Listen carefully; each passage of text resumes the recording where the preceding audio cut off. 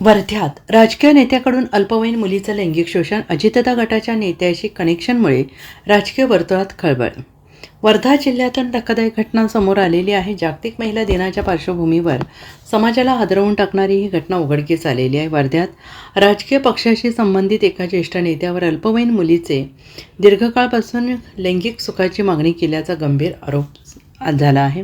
मिळालेल्या माहितीनुसार दिवाकर गमे वय वर्ष 78 असे आरोपीचं नाव असून पुलगाव पोलिसांनी त्याला अटक केलेली आहे. पीडित तरुणीच्या तक्रारीवरून पुलगाव पोलीस ठाण्यात पोक्सो कायद्याअंतर्गत आणि इतर गंभीर कलमान्वये गुन्हा दाखल करण्यात आलेला आहे. पोलिसांच्या प्राथमिक माहितीनुसार पीडित मुलगी 2022मध्ये अवघ्या 17 वर्षांची असताना आरोपी दिवाकर गमे यांनी तिला नोकरीचं आमिष दाखवून आपल्या जाळ्यात ओढलं.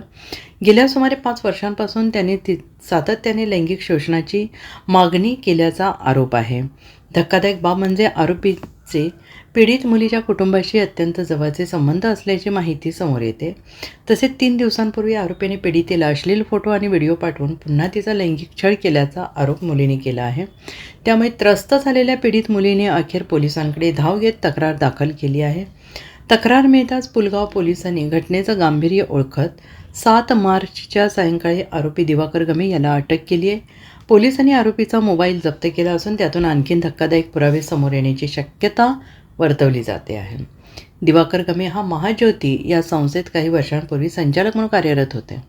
दरम्यान आरोपी हा राष्ट्रवादीच्या अजित पवार गटाशी संबंधित एका दिग्गज नेत्याचा निकटवर्तीय असल्याची माहिती समोर येते.